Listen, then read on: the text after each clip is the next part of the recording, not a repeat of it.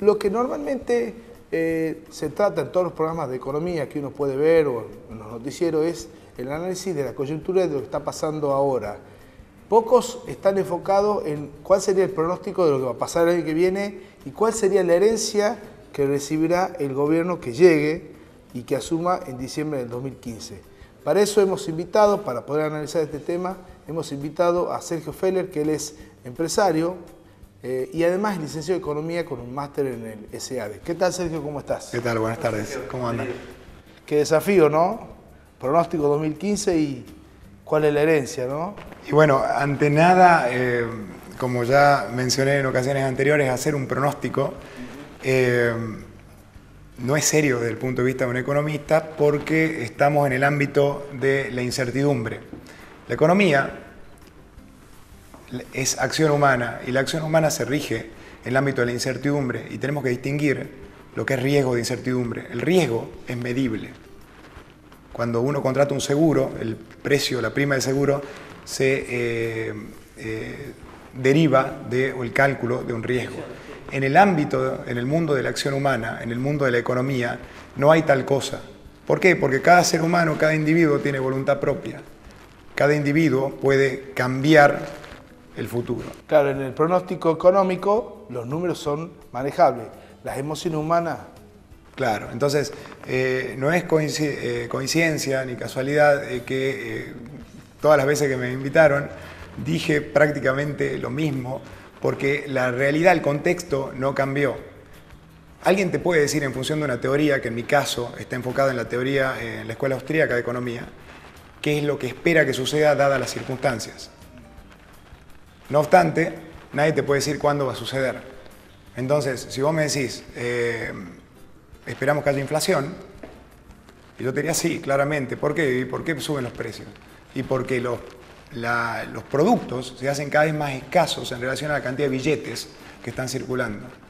Y también se hacen escasos, ¿por qué? Porque hay un contexto de gran incertidumbre creada por el mismo gobierno, que parece no entender que lo que importa es la cantidad, para mejorar la vida de la sociedad, de la población, el bienestar material depende funcionalmente de un contexto de certidumbre y de reglas y regulaciones que sean de buena calidad, que pongan a la gente a trabajar y no que pongan a la gente a competir por una cantidad de recursos dados.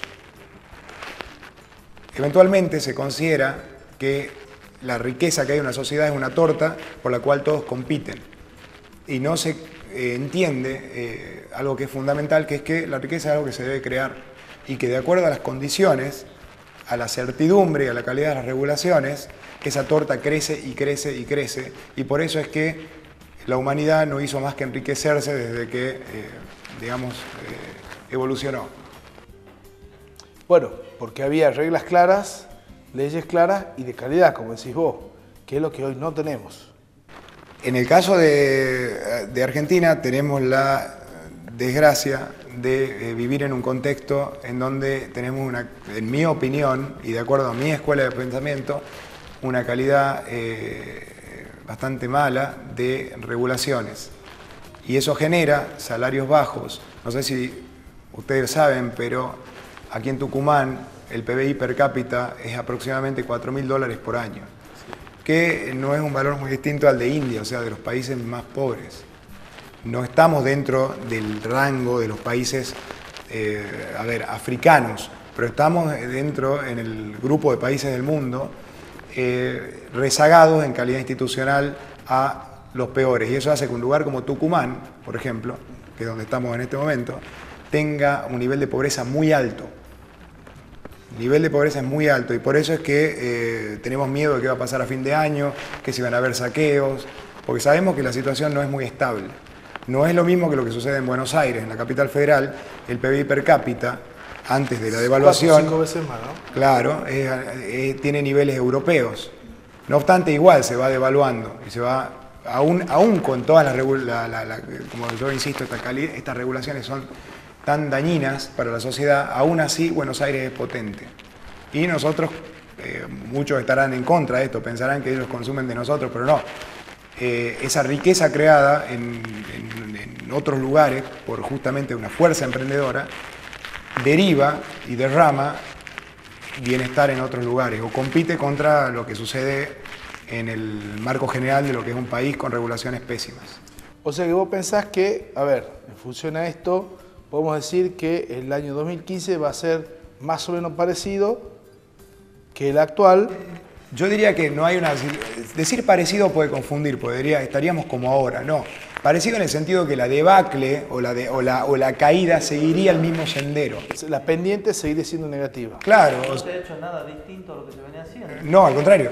Se va empeorando, se va agravando. Lo que pasa es que la sociedad como antídoto genera mercados negros y genera... La gente quiere vivir. Entonces va creando, digamos, una actitud en contra de todas esas cuestiones y eso genera una fuerza, digamos, vital que compite contra los desastres que se generan por culpa de regulaciones que están basadas en ideas que hoy en el mundo ya no son aceptadas, que son las ideas de cerrar la economía, del autoabastecimiento, de volverse una tribu. la ingeniería social. Pero el autoabastecimiento tenemos ejemplos claros de cómo están Venezuela principalmente. Bueno, el caso de Venezuela, como decía el otro día Ricardo López Murphy, es muy interesante porque nos sirve es como entrar al cine y ver la película media hora antes. Entonces, evidentemente nuestros gobernantes están siguiendo el ejemplo o la escuela de la gente de Venezuela, por lo tanto crean las mismas regulaciones muy similares y no es accidente que tengamos resultados que sean similares.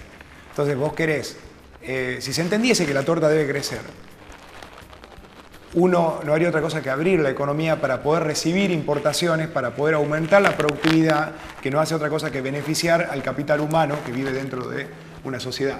En el próximo bloque te quiero hacer una pregunta con respecto a Venezuela. Vamos a un corte y ya volvemos.